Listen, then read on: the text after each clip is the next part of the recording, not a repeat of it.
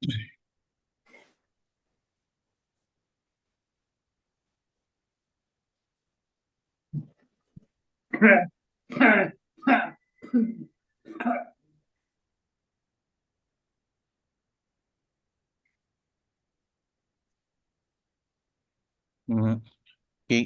we'll start with the Mantra.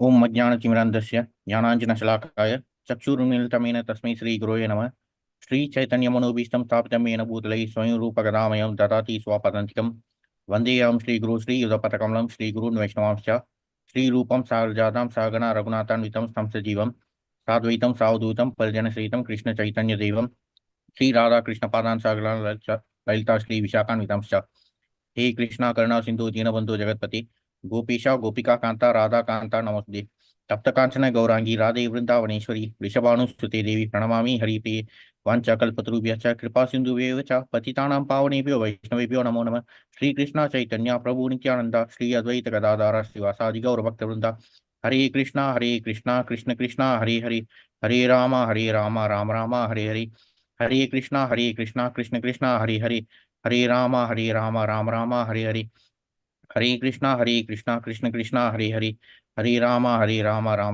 हरे ओम नमो भगवते वासुदेवाय ओम नमो भगवते वासुदेवाय ओम नमो भगवते वासुदेवाय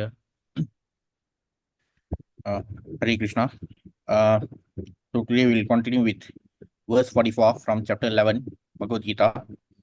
So last week we saw verse 33. This is the point where Arjuna is praising Lord Krishna after seeing the Vishwarupa darshan. So he's praising the Supreme Lord, and he was also apologizing to the Supreme Lord for the kind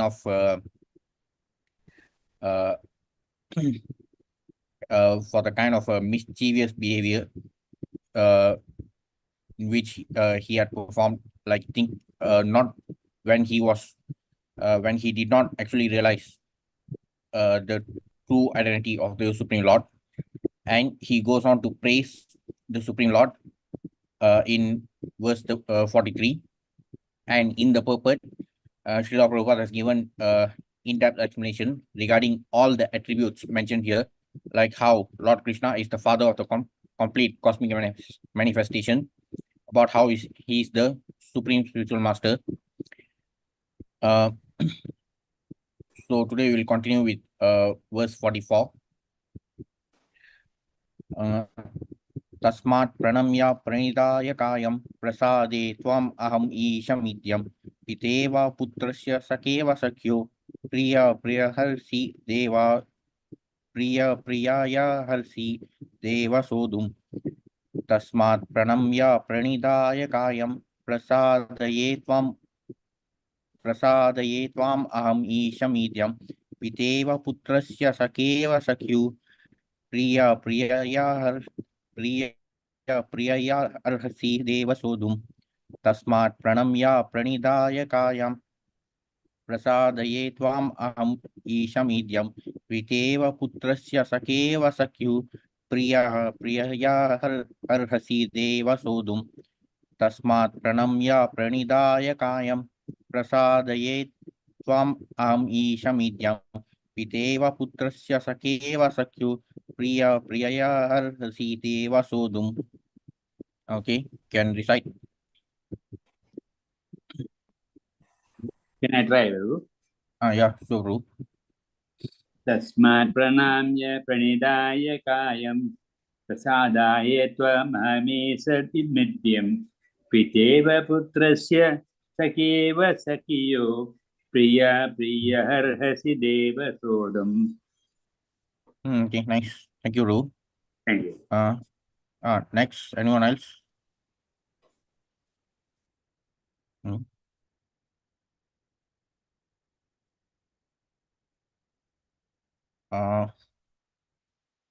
Okay, so we'll proceed to the synonyms. Tasmat, therefore, pranamya, offering obeisances, pranidaya, laying down, kayam, the body, prasadaye, to beg mercy, tvam, unto you, aham, I, isham, unto the Supreme Lord, idyam, worshipable, Pita Iva, like a father, Putrasya, with a son.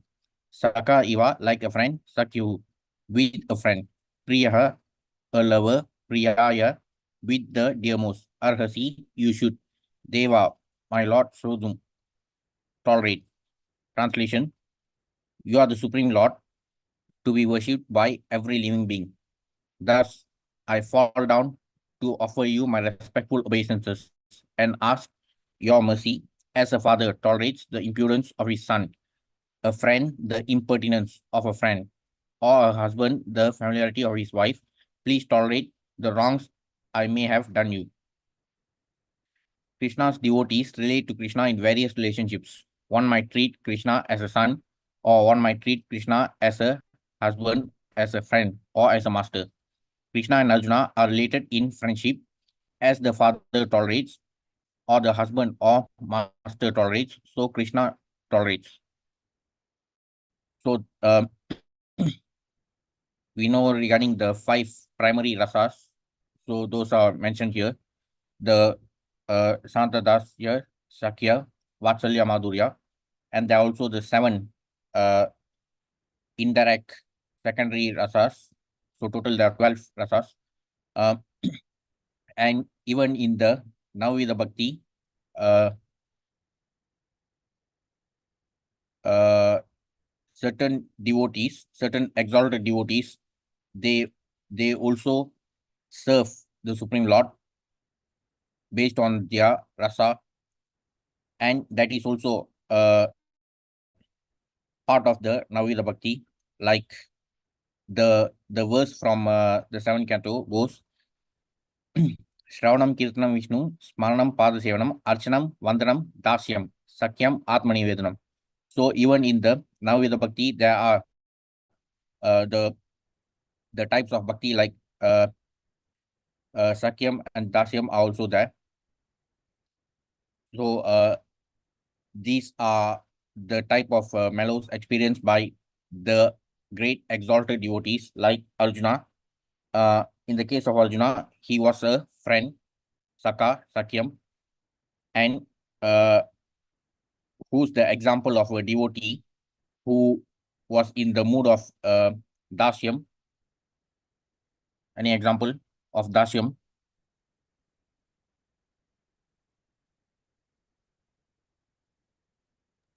Hanumanji. Yes. So Hanuman was experiencing the mellow of Dasyam.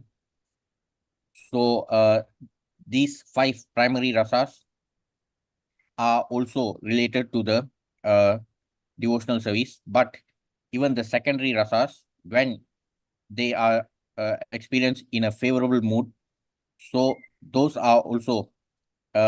those are also related to devotional service. So in the beginning, Arjuna only knew Lord Krishna as his cousin and friend. Then in Gita 2.7, he surrenders to Supreme Lord as a disciple, and even throughout the discourse from chapter 2 to chapter 11 up to this point, before witnessing the Vishwarova Darshan, he was still in the mood of a friend. Then after witnessing the Vishwarupa, the mood changed to that of wonder. And uh, in the previous verses, we have also seen how the descriptions also show how the change occurred in Arjuna, in the way he was reacting and responding to what he saw. So he had been treating the Supreme Lord as just a friend, or just like another cousin. But now, after knowing the true identity of the Supreme Lord, now he's uh, begging for the Supreme Lord's mercy and also for forgiveness, to so that the Supreme Lord tolerates the wrongs that Arjuna may have done to him. But we can clearly see that uh, even when the Supreme Lord agreed to become the chariot here.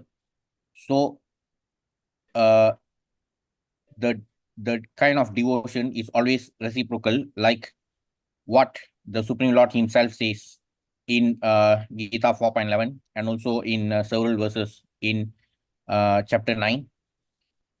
So he always reciprocates to the devotees, and uh,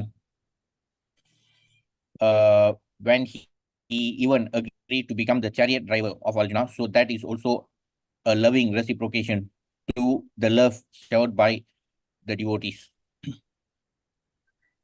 Text 45. Adrishtapurvam rishitosmi drishtva bhayena cha pravyahitam manomi tad eva me darshaya deva rupam prasida devesha jagannivasa. Translation: after seeing this universal form, which I have never seen before, I am gladdened, but at the same time my mind is disturbed with fear. Therefore, please bestow your grace upon me and reveal again your form as the personality of Godhead, O Lord of Lords, O Abode of the universe. Purport: Arjuna is always in confidence with Krishna because he is a very dear friend. And as a dear friend is gladdened by his friend's opulence, Arjuna is very joyful to see that his friend Krishna is the Supreme Personality of Godhead and can show such a wonderful universal form.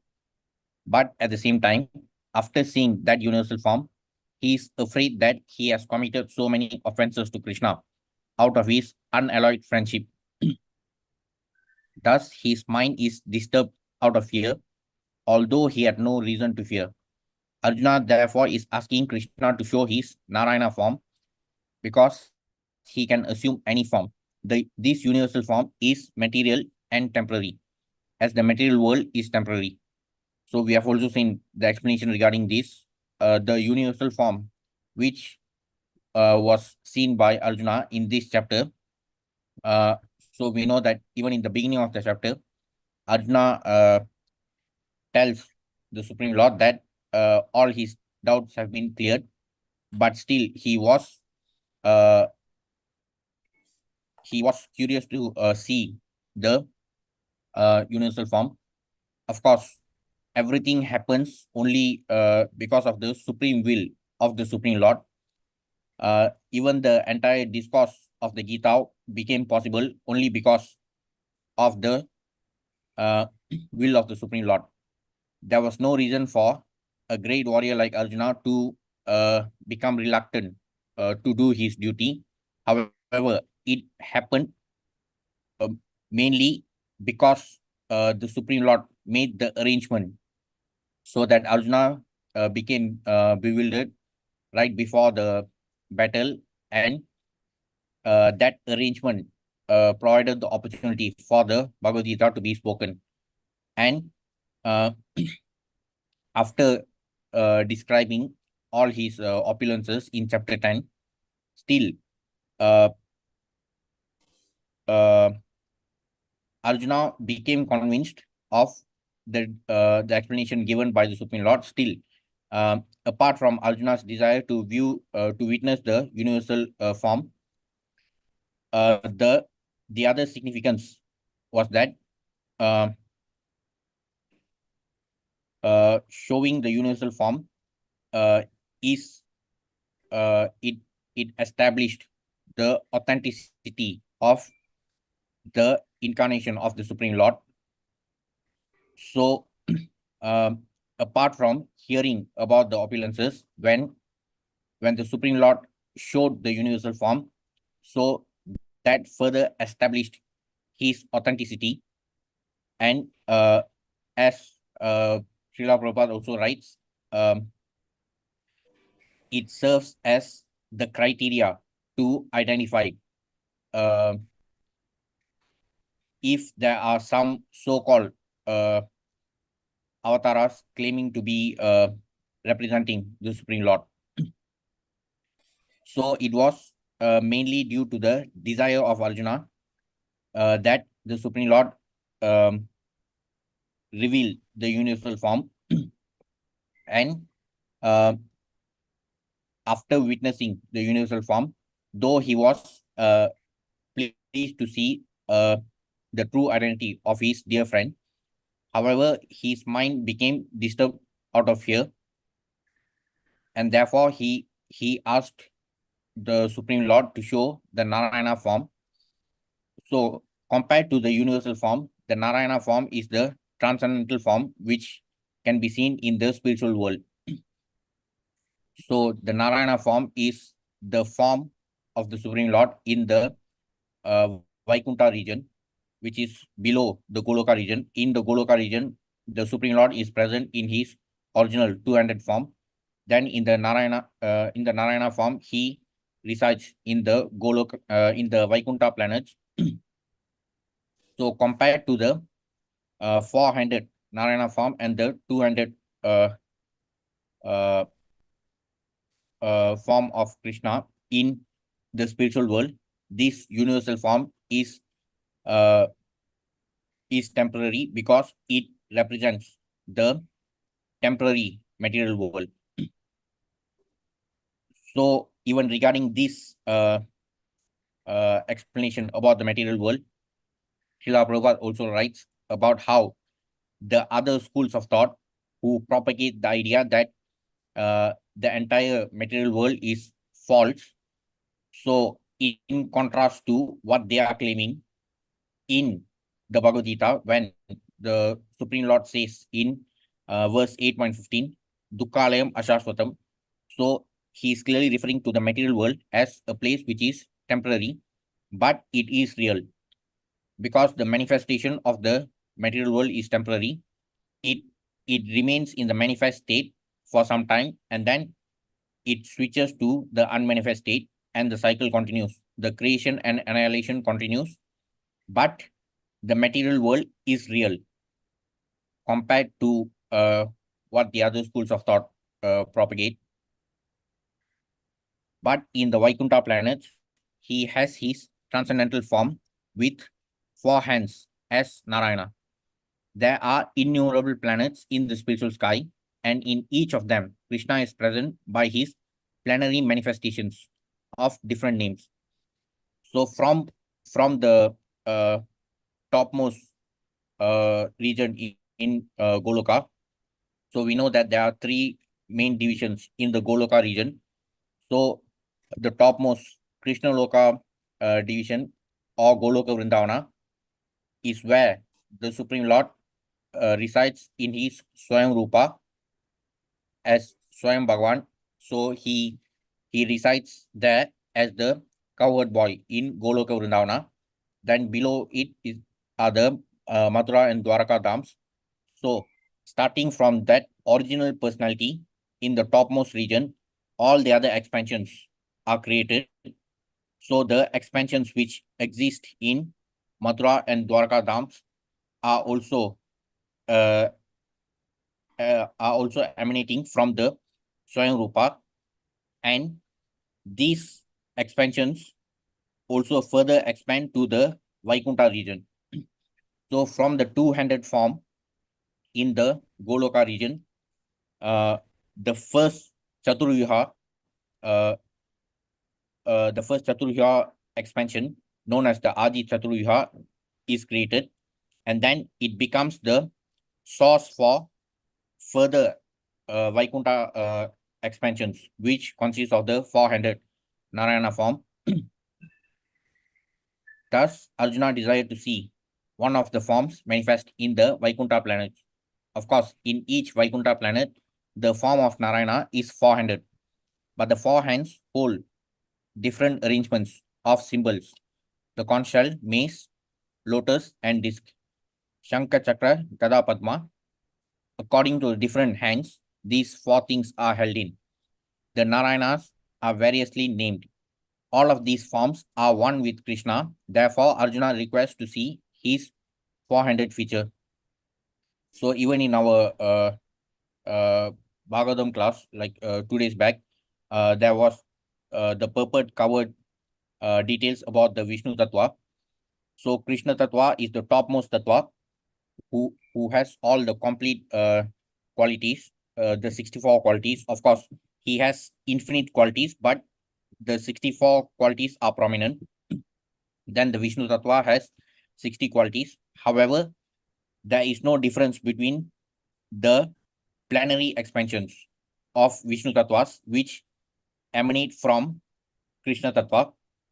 So the Narayana forms, the 400 Narayana forms are also plenary expansions of the 200 Krishna form in Goloka, from Goloka to Vaikuntha.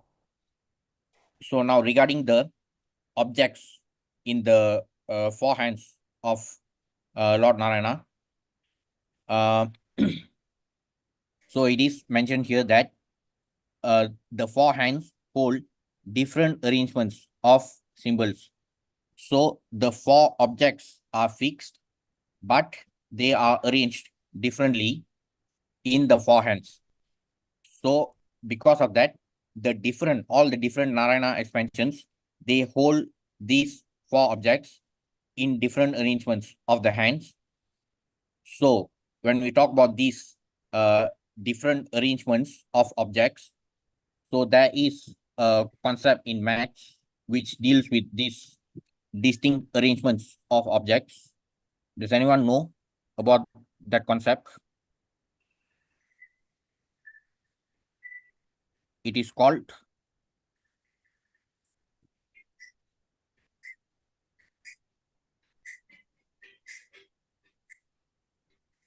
uh, it is called permutation. So there's this topic called permutation and combination. So the difference is that in permutation, when we arrange different objects according to different sequences, so each of the distinct sequences are considered one permutation. But in the case of combination, the order doesn't matter. So the arrangement of conch shell, mace, lotus, disc, when we don't consider the order, so that is combination. But in the case of permutation, conch shell, mace, lotus, disc is one permutation, and then in another Narayana form, the arrangement could be disc, conch shell, mace, and lotus. So based on these permutations, the arrangement is such that for all the different expansions, the different Narayana forms hold these objects differently. So there are four hands with four objects. When we do the permutation, so it is expressed as 4P4. So when based on the formula, when we work out that value, it becomes 24, 4P4. So based on the formula, it is actually, it can also be expressed as 4 factorial, meaning 4 times 3 times 2 times 1. So the value is 24. So that is how we actually get the 24 Vilasa forms of Narayanas. So these 24 Vilasa forms, including the first 4 Chaturvyuhas, so these are all based on the arrangement of the 4 objects in the 4 hands. So starting from the Chaturvyuha expansions, Vasudeva, Shankarsana, Pradyumna, Aniruddha. So we can see that the arrangement of the 4 objects are distinct in each of the hands.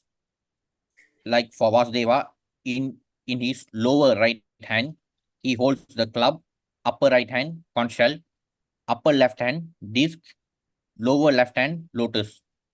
For Shankarsana, the same set of objects, but the sequence is different. So like this, there are 4 hands and 4 objects. So the permutation is 24. So this is how we get the 24 Vilasa forms of the Narayana forms. The first Adi Chaturvyuha form, which is formed in the Goloka region itself, so that is also the 400 form. So Vasudeva, Shankarsana, Pradyumna, Aniruddha, these are also the 400 Narayana forms, but they actually become the source for the for all the other expansions in the Vaikuntha region. And then, of course, there's also the Dvitiya Chaturvyuha, which happens between the Vaikuntha region and Devidama. But regarding the Vaikuntha region itself, the Adi Chaturvyuha of Vasudeva, Shankarsana, Pradyumna, Aniruddha, they become the source for the further expansions of to form these 24 Vilasa forms. So for each of these Vilasa forms, the four objects, they are arranged differently based on different sequences in the four hands. So this is the main difference between the various Vilasa forms in the Vaikuntha region. So all these are Narayana forms having the four-handed form, and they hold the objects differently in different sequences. And also regarding these four objects, it is also stated that two objects are meant for the devotees and two objects are meant for the demons. So the club and disc, those are meant to annihilate the demons, and the lotus and conch shell, those are meant for devotees. So that is regarding the 400 Narayana form. Text 46. Kiritinam gadinam chakrahastam ichami tvam drashtum aham tataiva tenaiva rupena chaturbhujena sahasrabaho bhava vishvamurte. O universal form, O thousand-armed Lord, I wish to see you in your four-armed form, with helmeted head and with club, wheel, conch, and lotus flower in your hands. I long to see you in that form. Purport: in the Brahma Samhita 5.39, it is stated, Ramadi Murtishu Kala Niyamena Tishtan. The Lord is eternally situated in hundreds and thousands of forms, and the main forms are those like Rama, Narasimha, Narayana, etc. There are innumerable forms. So we also saw the explanation regarding this in the Bhagavatam class. There is the purport from Gita 15.7, in which when the Supreme Lord mentions that he says, Mami Vamso Jivaloke, Jiva Bhuta Sanatana. So in the purport, Srila Prabhupada explains that regarding the expansions of the Supreme Lord, there are the primary personal expansions. So the primary personal expansions are all the expansions in the spiritual world, and also after the Dvitiya Chaturyuha, the secondary Chaturyuha expansion, there are avatars which descend to the material world from the spiritual world.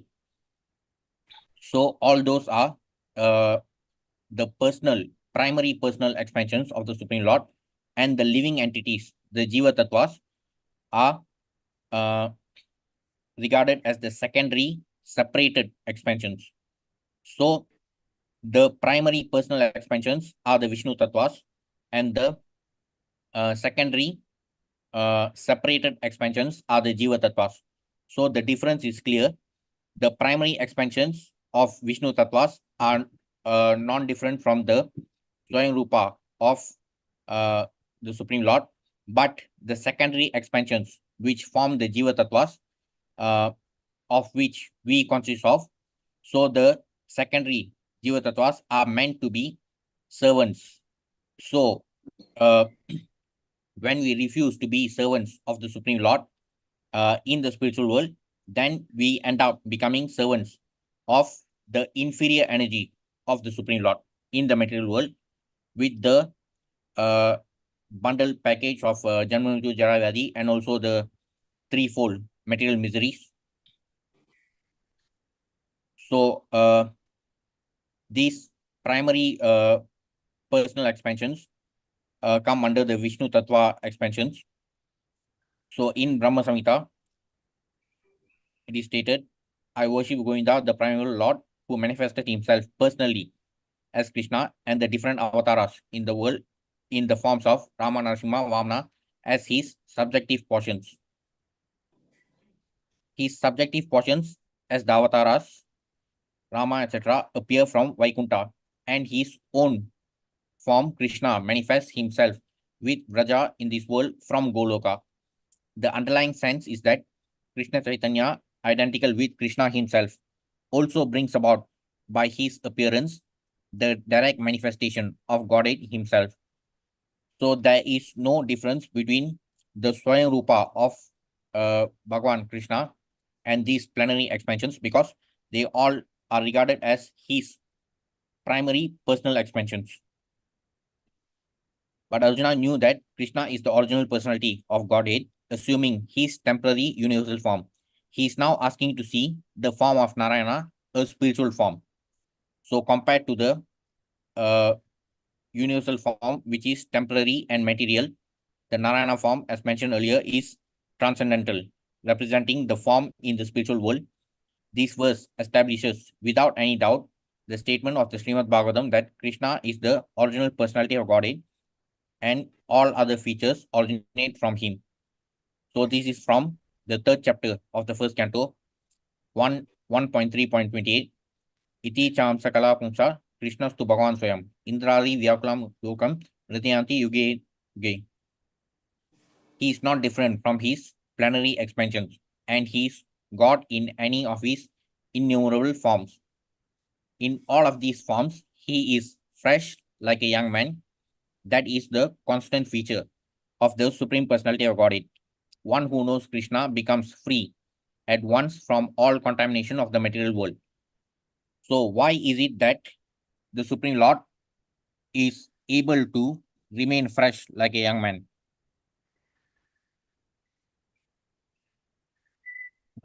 Why?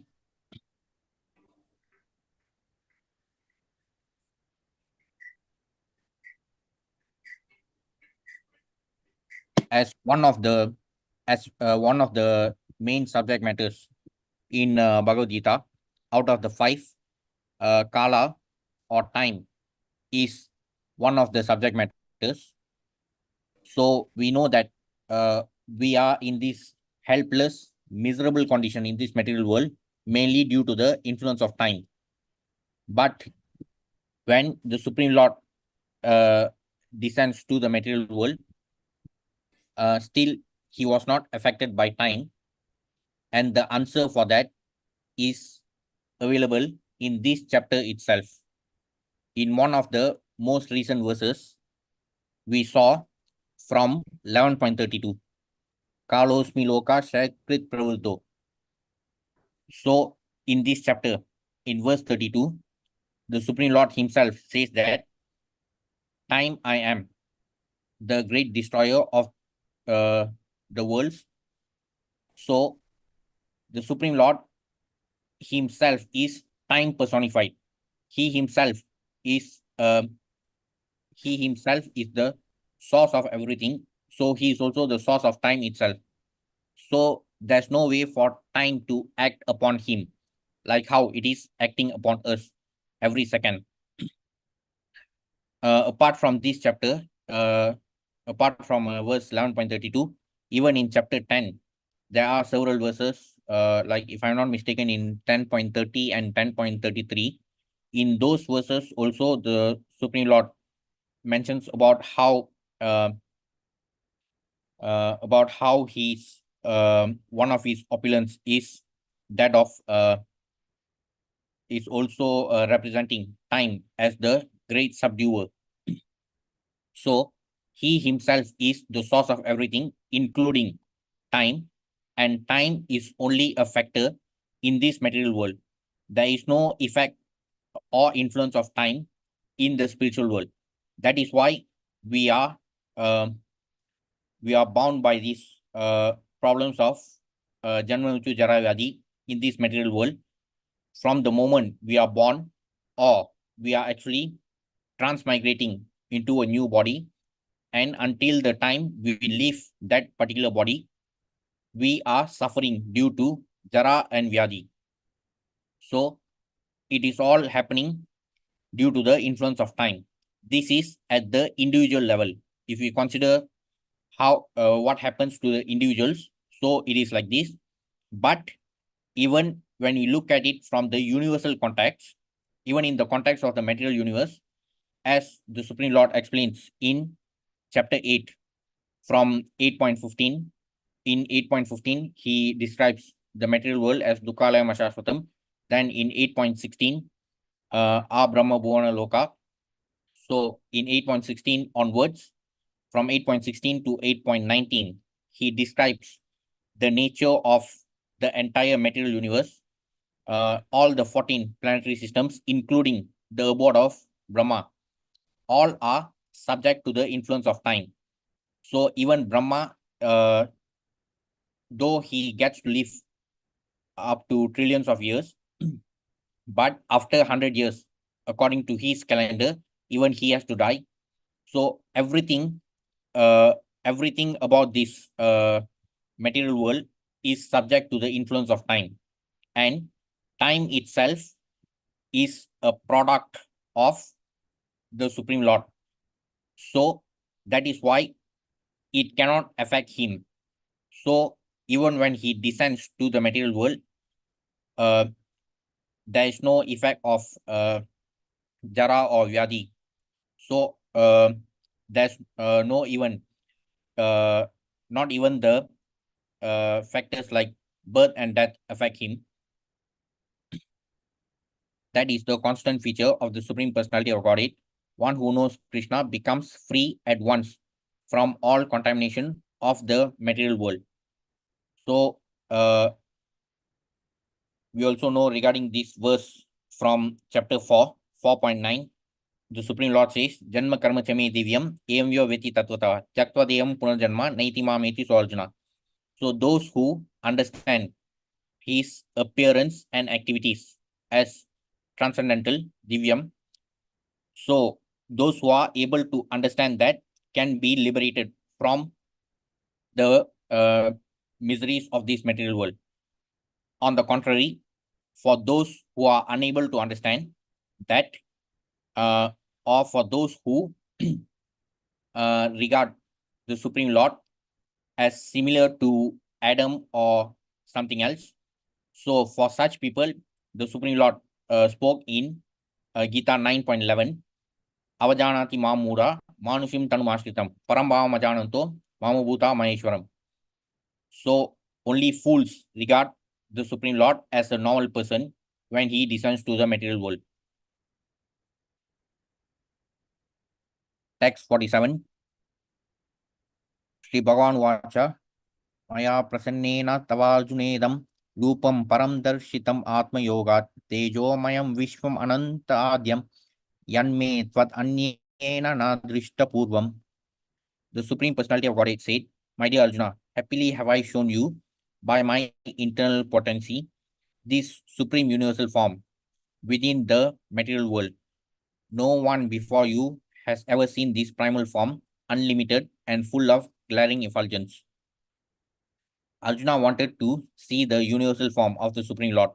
So Lord Krishna, out of his mercy upon his devotee Arjuna, showed his universal form, full of effulgence and opulence. This form was glaring like the sun, and its many faces were rapidly changing.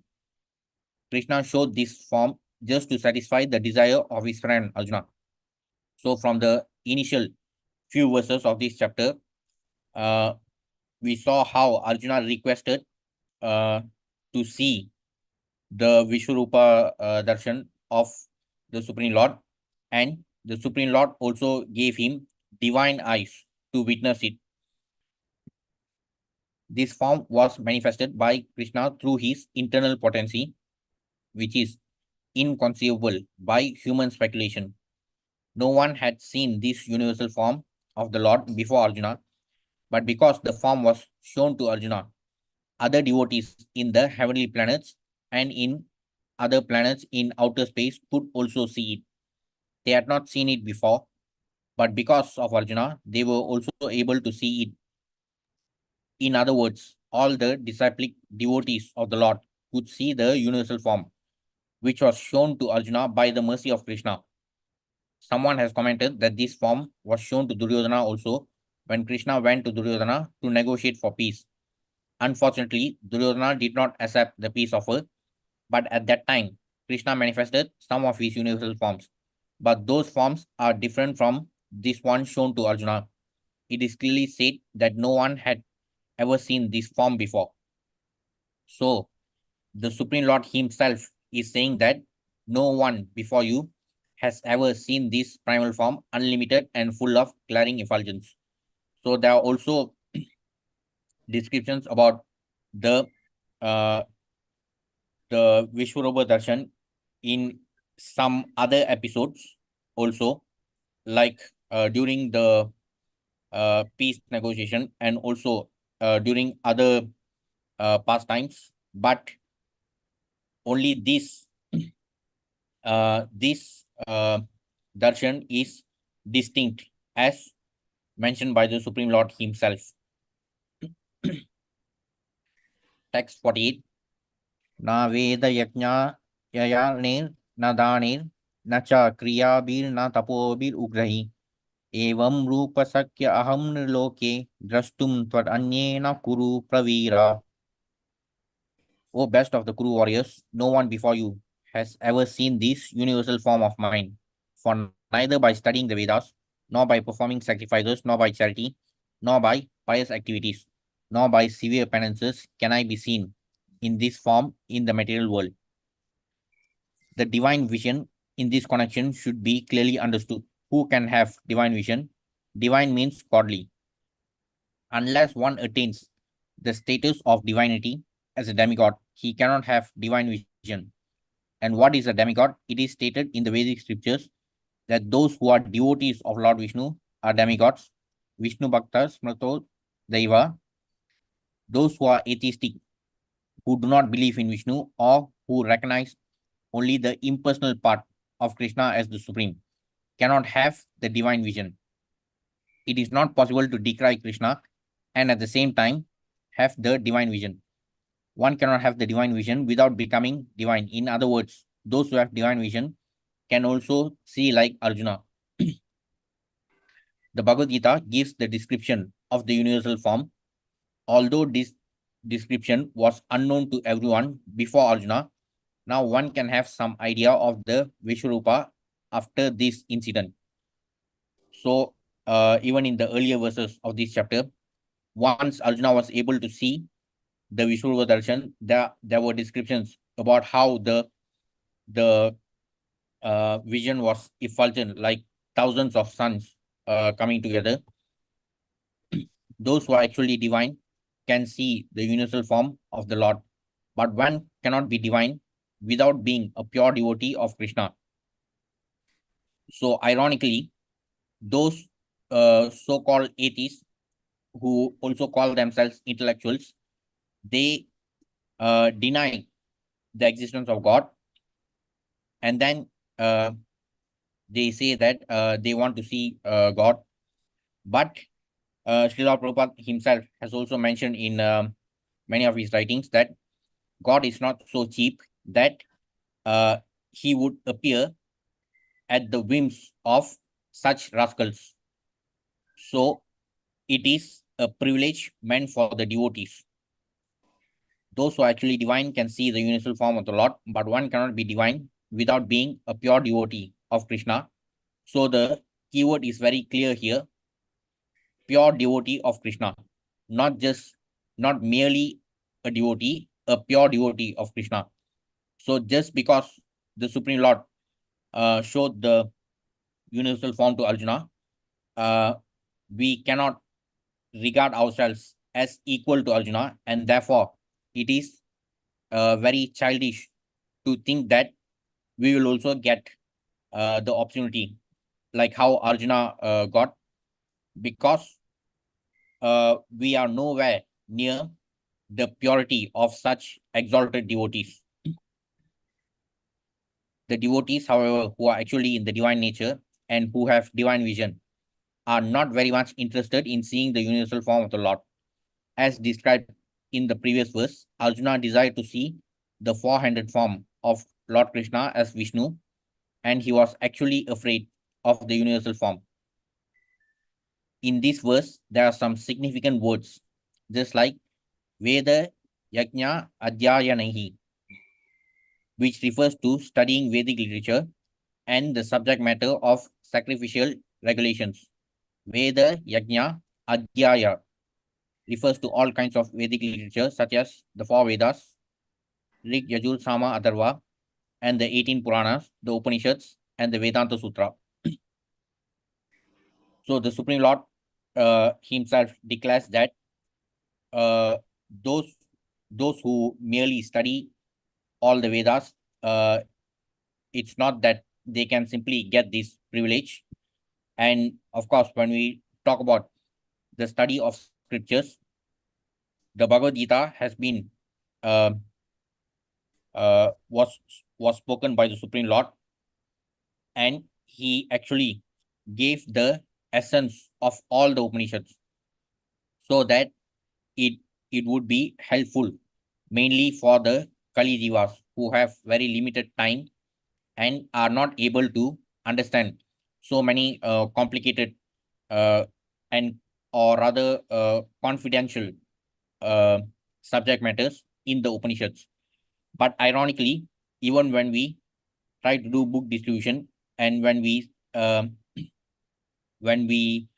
recommend the Bhagavad Gita to others, they say that they are more interested in studying the Vedas. So even in the Vedas, there are so many divisions, and even the Upanishads are so elaborate. The Upanishads alone are a branch of the Vedas. So the Supreme Lord has been merciful enough to make it very easy for us.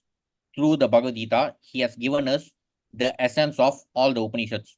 So if people want to study the Vedas or begin the more elaborate study after completing the Bhagavad Gita, then it makes sense. But without even knowing how many chapters or verses are there in the Bhagavad Gita, uh, these people always say that they want to study all the Vedas and Puranas. One can study these at home or anywhere else. Similarly, there are sutras, Kalpa Sutras, and Mimamsa Sutras for studying the method of sacrifice. Dana refers to charity which is offered to a suitable party, such as those who are engaged in the transcendental loving service of the Lord, the Brahmanas and the Vaishnavas. So even regarding this, we have seen several verses from the Bhagavatam in chapter 12, first canto, about how the Brahmanas play a significant role in the society based on the Varna system, and why it is important for people from the other Varnas to contribute to charity towards the Brahmanas. Similarly, pious activities refers to the Agnihotra and the prescribed duties of the different castes, and the voluntary acceptance of some bodily pains is called tapasya. So one can perform all these, can accept bodily penances, give charity, study the Vedas, etc. But unless he is a devotee like Arjuna, it is not possible to see that universal form. Those who are impersonalists are also imagining that they are seeing the universal form of the Lord. But from Bhagavad Gita, we understand that the impersonalists are not devotees. Therefore, they are unable to see the universal form of the Lord. So all these different methods like studying the Vedas or the fruitive activities, none of these can guarantee bhakti apart from bhakti alone. So that is why the Supreme Lord himself has made it very clear in many chapters throughout the Gita about the importance of bhakti. He uses the word bhakti specifically to emphasize its significance. No matter how much we study or we perform sacrifices, or we can do all the fruitive activities prescribed in the Karma Kanda portions of the Vedas, none of those are going to guarantee liberation, because only bhakti alone can solve our problems and elevate us to the spiritual world. There are many persons who create incarnations. They falsely claim an ordinary human to be an incarnation, but this is all foolishness. We should follow the principles of Bhagavad Gita. Otherwise, there's no possibility of attaining perfect spiritual knowledge. Although Bhagavad Gita is considered the preliminary study of the science of God, still it is so perfect that it enables one to distinguish what is what. So for Kali Jivas, it is more than enough if we study the Bhagavad Gita thoroughly and in depth. So after completing the study of Bhagavad Gita, it makes sense to proceed to other uh, advanced literature like Srimad Bhagavatam or Chaitanya Charitamrita. Uh, but the preliminary study, which is the prerequisite, that should be fulfilled first. Otherwise, we are only going to end up wasting our time, because the Supreme Lord has been merciful enough to make it easy for us with so much limited time and so many other distractions. Uh, the vast majority of our community, they are still unable to specify exactly how many chapters and verses are there in the Bhagavad Gita. But without even knowing these basic things, they often talk big about wanting to conquer all the different Vedas and all the Puranas. So that is not what the Supreme Lord wants from us. He has made it easy for us to understand that this world is Dukalayam and we are originally eternal fragmental parts of the Supreme Lord. So he has made all these points very clear in the simplest uh, terms. Simply by reading the verses spoken by the Supreme Lord, we can understand all these basic things. So the Bhagavad Gita is more than enough to give us the topmost spiritual knowledge, and only spiritual knowledge can solve our problems because we are spirit souls. So none of the uh, so-called academic degrees from the so-called academic institutions, uh, those degrees are not going to solve our problems. They only train us to become better than cats and dogs in the business of eating, sleeping, mating, and defending. We can only find the answers or solutions to our problems of Janma Mrityu Jara Vyadhi by being engaged in spiritual study. So only spiritual knowledge can give us permanent solutions to our real problems. Otherwise, we are only going to remain entangled in this material world. Although Bhagavad Gita is considered to be the preliminary study of the science of God, still it is so perfect that it enables one to distinguish what is what. So the most important topics like self-realization, distinguishing between the uh, spirit soul and the material body. So all these basic concepts are there in the Bhagavad Gita right from the second chapter itself, right from the beginning of the discourse itself. The followers of a pseudo-incarnation may say that they have also seen the transcendental incarnation of God, the universal form, but that is unacceptable because it is clearly stated here that unless one becomes a devotee of Krishna, one cannot see the universal form of God.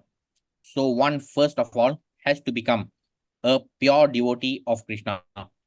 Again, Srila Prabhupada is emphasizing the keyword pure devotee, not merely a devotee.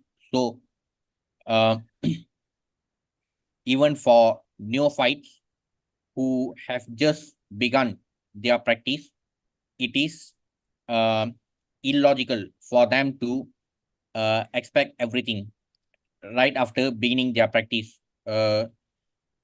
after a few weeks or months, because it is a privilege meant for the pure devotees. Anyways, uh, our purpose of engaging in bhakti should be clear that we have made this terrible blunder of wanting to become enjoyers and controllers, and therefore we are stuck in this miserable place. So the Supreme Lord has made it very clear in using very plain and simple terms. So simply by following his instructions, um, we can um, solve this problem and regain our original constitutional position in the spiritual world. Unless one becomes a pure devotee of Krishna, then he can claim that he can show the universal form of what he has seen. A devotee of Krishna cannot accept false incarnations or followers of false incarnations. So that is why Srila Prabhupada has also emphasized on the importance of following a bona fide parampara. So even when we look at the various editions of Bhagavad Gita as it is, which Srila Prabhupada's purports represent the knowledge of the entire bona fide parampara, which can be traced back to the Supreme Lord Krishna himself. So we'll continue verse 49 next week. That's all for today. Thank you. Any questions or comments?